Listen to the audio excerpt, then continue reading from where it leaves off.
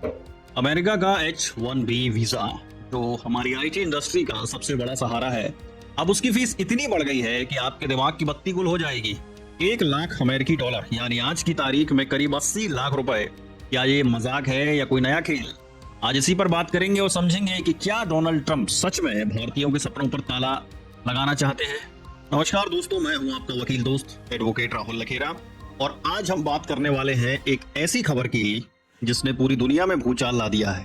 America के राष्ट्रपति Donald Trump ने एक नया कानून साइन किया है जिसने H-1B वीजा धारकों और उनके एम्प्लॉयर्स के लिए एक नई आफत खड़ी कर दी है। ये सिर्फ एक फीस नहीं है, ये एक पॉलिसी चेंज है जो सीधे सीधे भारत के आईटी प्रोफेशनल्स पर असर डालेगी।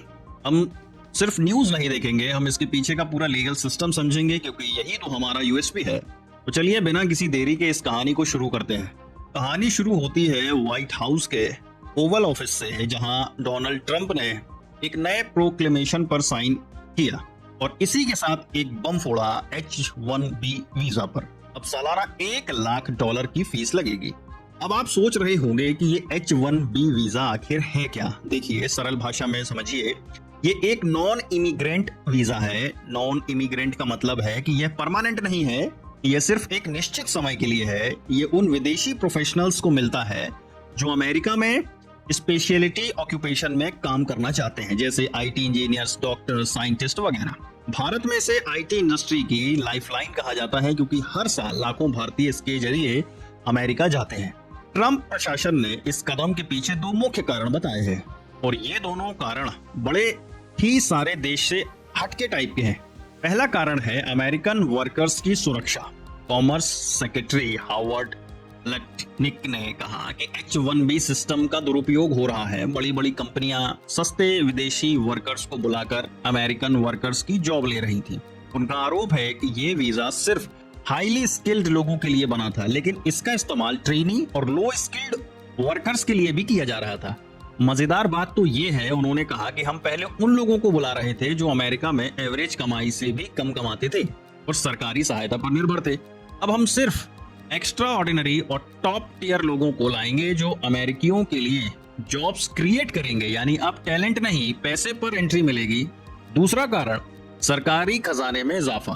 ट्रंप ने कहा कि ये फीस सालाना $100 बिलियन से ज्यादा का रेवेन्यू जनरेट करेगी। इस पैसे का इस्तेमाल वो टैक्स कम करने और देश का कर्ज चुकाने में करेंगे। तो यहाँ सिर्फ अमेरिकन फर्स्ट की बात नहीं है बल्कि पैसा फर्स्ट भी है। ये तो वही बात हो गई कि अरे भाई, तुम बाहर से आ रहे हो तो तुम देश के लिए कुछ लाओ ना। अब सवाल उठता है कि इसका भारत पर क्या असर पड़ेगा। अब देखिए, 70% से ज्यादा H-1B वीजा धारक भारतीय होते हैं। इनमें से ज्यादातर आईटी प्रोफेशनल्स हैं। अब इस नए नियम के बाद आईटी कंपनियों पर बोझ पड़ेगा। इन्फोसिस, विप्रो, टीसीएस जैसी भारतीय आईटी कंपनियां हर साल हजारों H-1B वीजा स्पॉन्सर करती हैं। अब हर वर्कर के लिए सालाना $1 लाख देना उनकी लागत को बहुत ज्यादा बढ़ा देगा।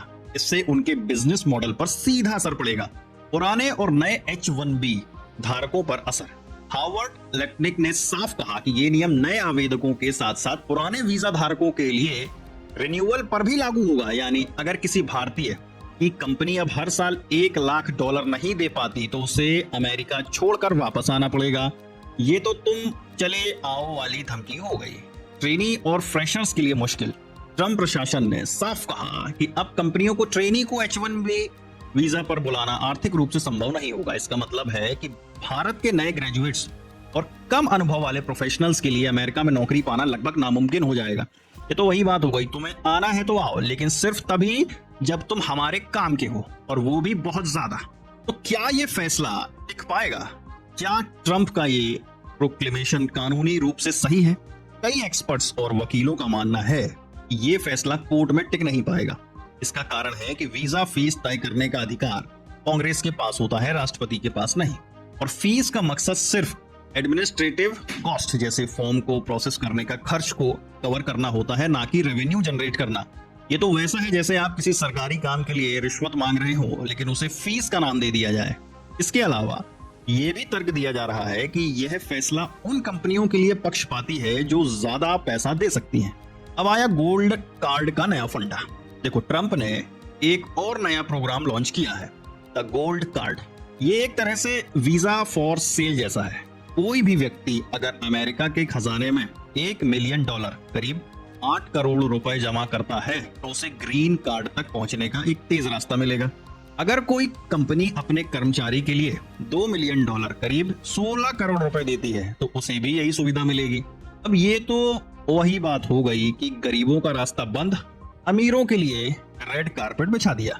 ये दिखाता है कि उनका फोकस अब सिर्फ उन लोगों को लाना है जो सीधे सीधे देश की अर्थव्यवस्था में मोटा पैसा लगा सके।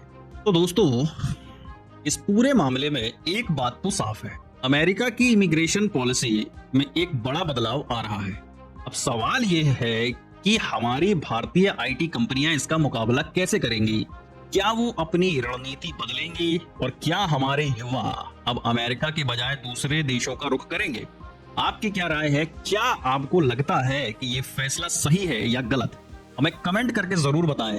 और अगर ये जानकारी आपको पसंद आई हो तो इस वीडियो को लाइक करें, अपने दोस्तों के साथ शेयर करें और हमारे चैनल को सब्सक्राइब करना ना भूलें ताकि ऐसी ही जानकारी आपको मिलती रहे। तो दोस्तों, आज हमने समझा कि कैसे एक सिंगल कानून ने लाखों लोगों के भविष्य पर सवालिया निशान लगा दिया है। अमेरिका ने अपने घर के दरवाजे थोड़े और छोटे कर दिए हैं। अब देखना यह है कि इसका भारतीय आईटी सेक्टर पर क्या असर पड़ता है और क्या यह मामला कोर्ट में टिक पाएगा। मुझे उम्मीद है कि आपने इस पूरी कहानी को बहुत ही सरल और आसान भाषा में समझा होगा। जल्द मिलते हैं अगले एपिसोड में, तब तक के लिए नमस्कार।